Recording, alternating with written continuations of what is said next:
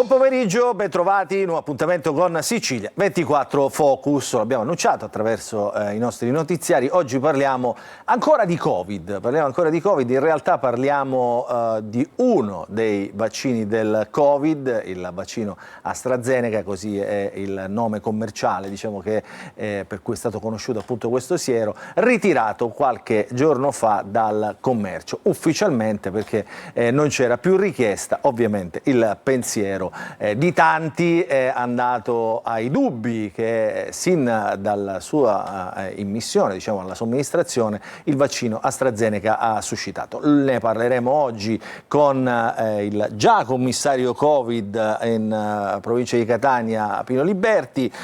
Buongiorno dottore Liberti. Buon pomeriggio. Oggi vicepresidente dell'Ordine dei Medici, e ne parleremo, lo vedo collegato, con il collega, amico, fotoreporter Fabrizio Villa. Fabrizio Villa, lui stesso. Ciao Fabrizio. Buon pomeriggio.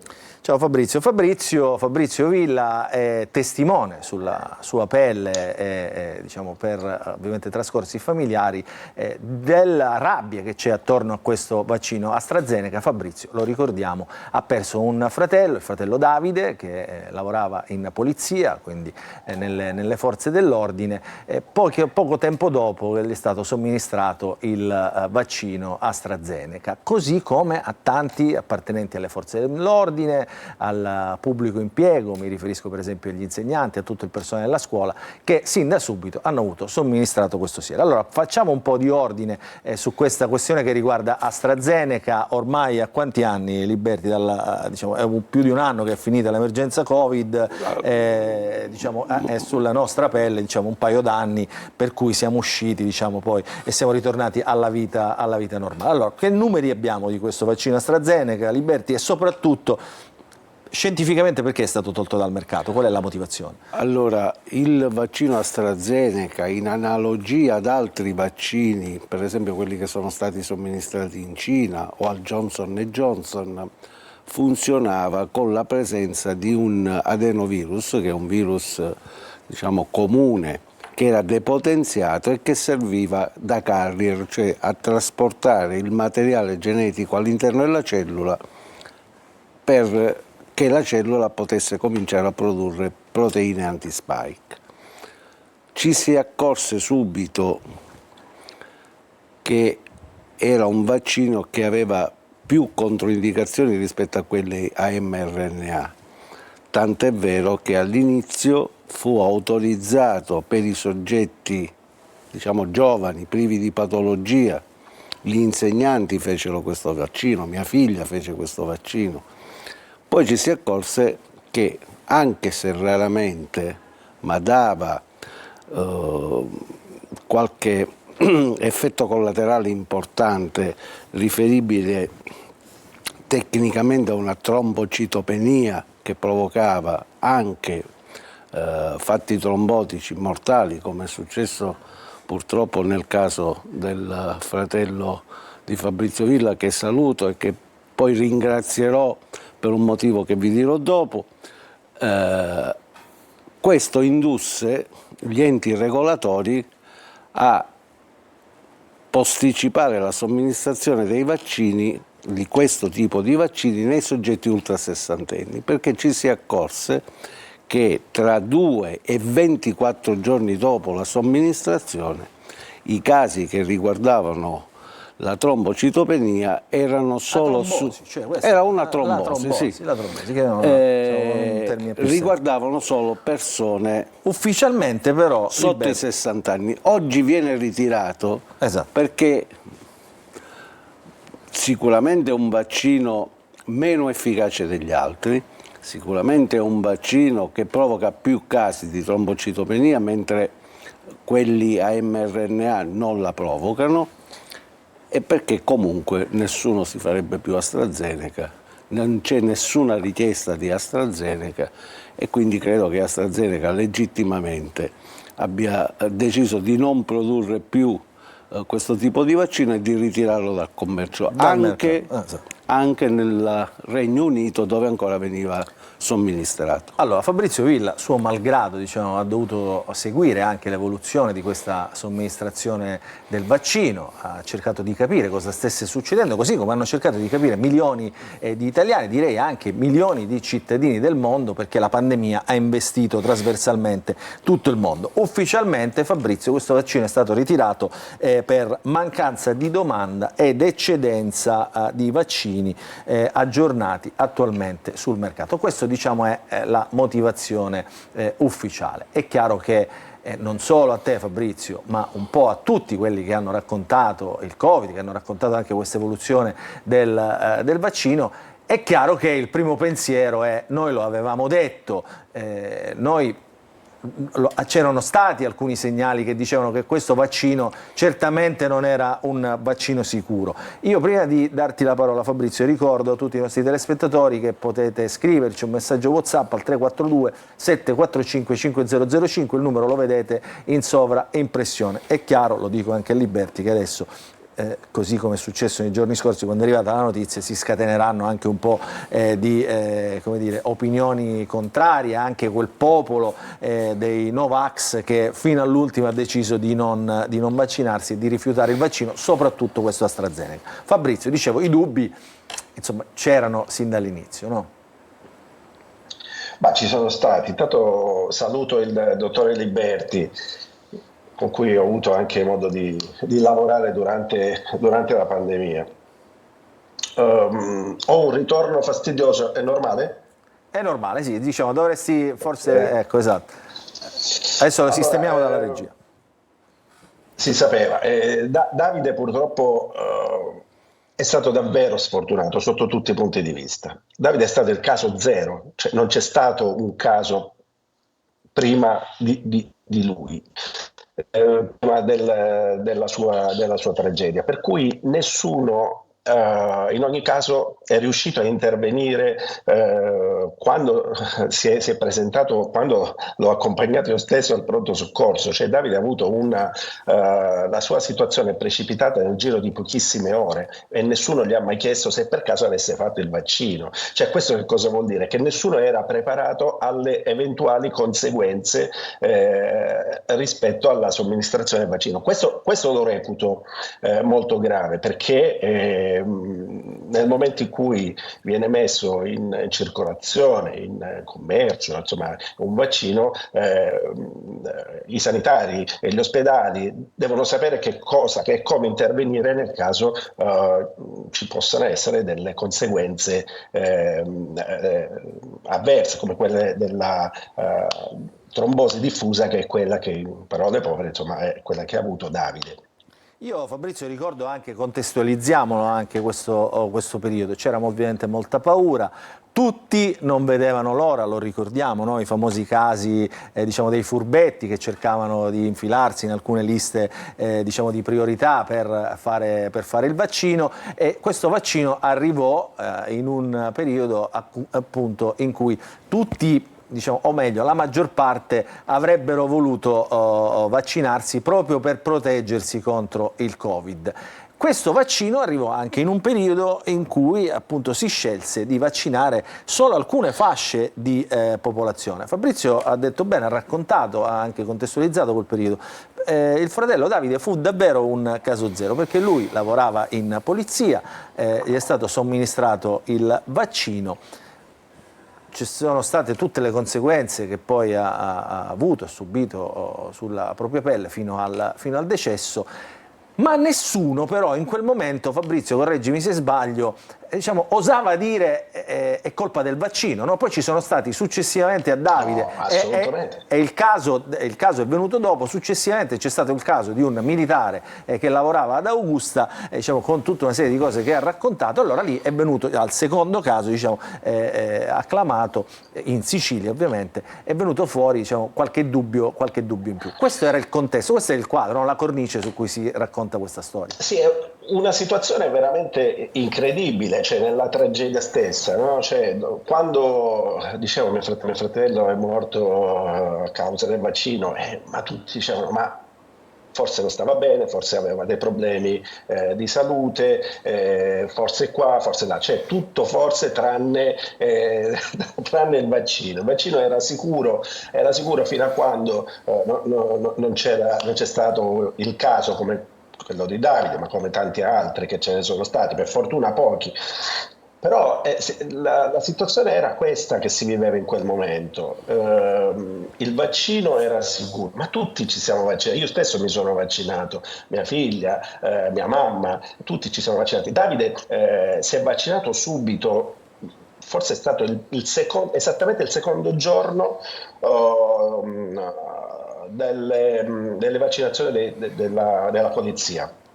Lo ricordo benissimo perché il primo giorno io stesso documentai per la mia agenzia, documentai quell'avvenimento. Davide fu il giorno successivo, quindi subito praticamente, perché Davide rispondeva a due cose fondamentalmente, cioè innanzitutto era un poliziotto e quindi molto attaccato al suo lavoro, aveva un senso del dovere dello Stato molto, molto grande. E poi c'aveva sua mamma, nostra mamma, che era lui che si prendeva cura della salute di mia mamma, che non stava già tanto bene all'epoca. E quindi dice, io mi faccio subito il vaccino perché così posso stare vicino alla mamma, posso aiutare la mamma e poi è un mio dovere, lo faccio. Quindi il suo è stato uno spirito veramente, posso dire, a questo punto di sacrificio, perché uno spirito, sì, il suo dovere è stato alla base di ogni cosa. Allora, Liberty, insomma, qui ovviamente diciamo, adesso arrivano anche un po' di messaggi, io li leggo, insomma, anche per capire il tono su cui ci stiamo muovendo.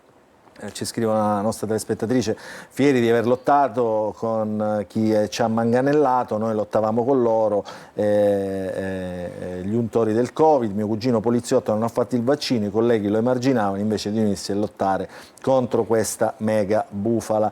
Anche io, collega di Davide, questo è un altro messaggio, anche a me hanno somministrato lo stesso lotto dello stesso vaccino l'estate scorsa, trombosi al polpaccio, a febbraio embolia polmonare bilaterale. Resto convinto che il nostro dovere civico era fare i vaccini, ma è doveroso da parte dello Stato che se qualcuno dei vaccinati ha degli effetti collaterali, lo Stato debba farsi carico di tutto.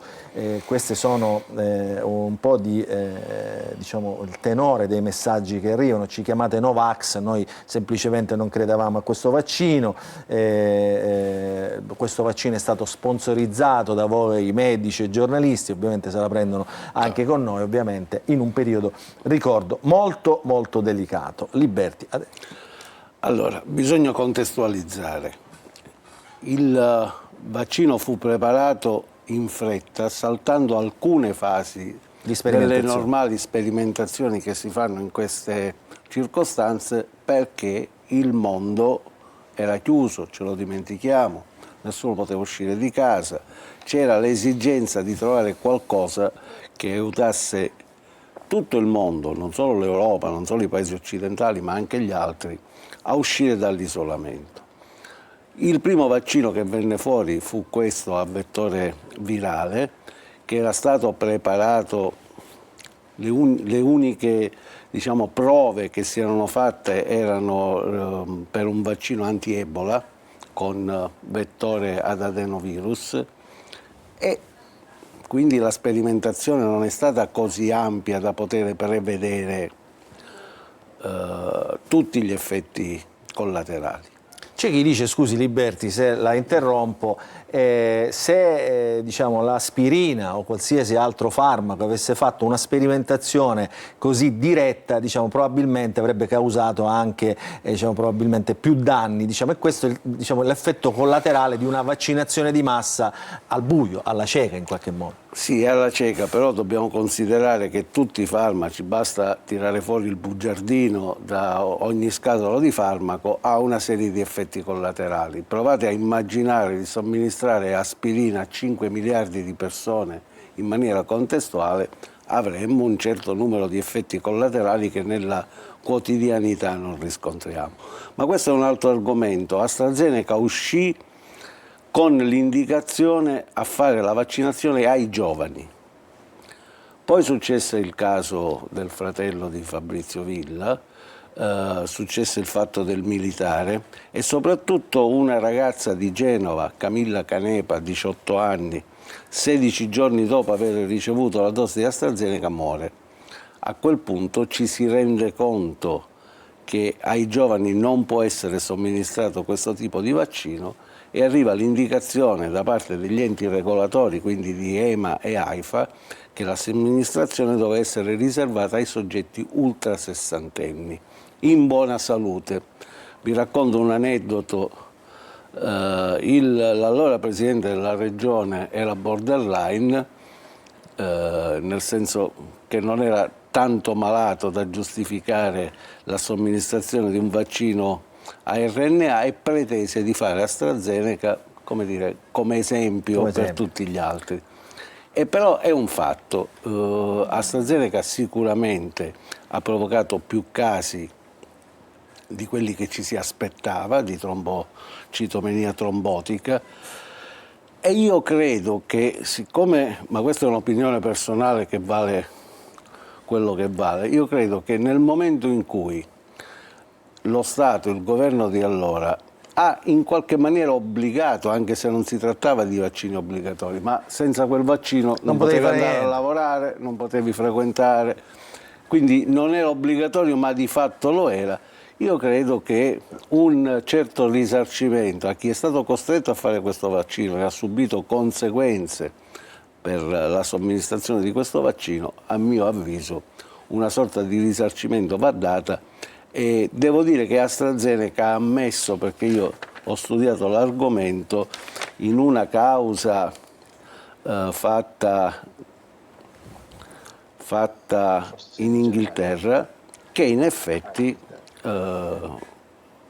anche se raramente, casi di questo genere provocati dal vaccino ci sono stati, tanto è vero che poi sotto i 50 anni non fu più somministrato. Ci sono stati poi altri decessi, ovviamente c'è tanta rabbia anche, no, nel tono dei messaggi che arrivano ovviamente ai nostri telespettatori, proprio perché insomma in quel periodo molti sono stati anche come dire, messi ai margini, chi non voleva farsi il vaccino o chi non voleva fare questo tipo di vaccino. Fabrizio, prima di andare in pubblicità, immagino tu sia in contatto anche con altri familiari di presunte vittime del vaccino AstraZeneca. Come vi state muovendo, se state facendo qualcosa?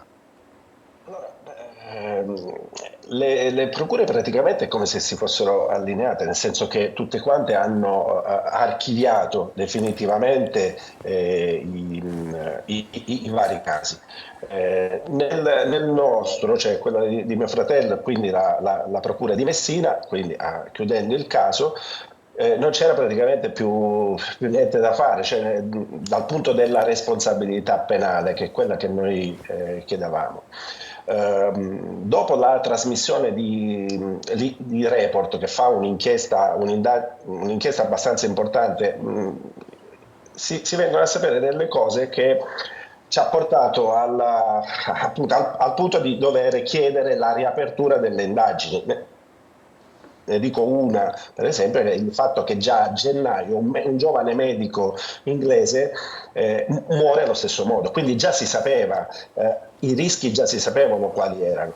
Davide il 19 febbraio e quindi già evidentemente si sapeva perché a gennaio appunto, a febbraio fa il vaccino e dopo 10 giorni, 12 giorni muore.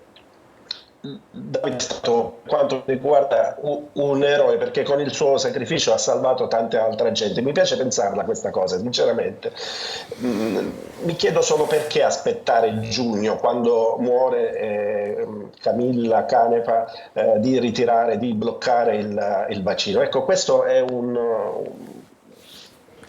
Beh, certo, un dubbio Fabrizio, che fortissimo, è chiaro, capisco Non so l'amarezza che stai trasferendo ovviamente anche a tanti nostri telespettatori, perché ci scrive anche chi ha rifiutato di fare questo vaccino, diciamo, ha perso anche dei giorni, ha perso anche dei giorni di lavoro, non è stato stipendiato, insomma chi risarcirà questi, anche diciamo, dal punto di vista così, economico, tutte queste persone oggi insomma, si sa di più. E poi soprattutto in tanti ci chiedono, e tutte queste morti sospette, Liberti, diciamo, che sono aumentate nel tempo, si sapevano, insomma è una cosa di cui non si è mai occupato nessuno, queste morti sospette che venivano attribuite prima del Covid ad altre cause, adesso molte vengono attribuite insomma ai vaccini, tanti si chiedono ma ci sono anche degli effetti collaterali, qualcuno ci ha scritto prima, visto ha avuto degli effetti, sono riconducibili, cioè si sa qualcosa diciamo di questo del vaccino. No, prima del vaccino, adesso, diciamo, dopo la somministrazione del vaccino, si sa ci sono degli effetti a lungo termine, i cosiddetti effetti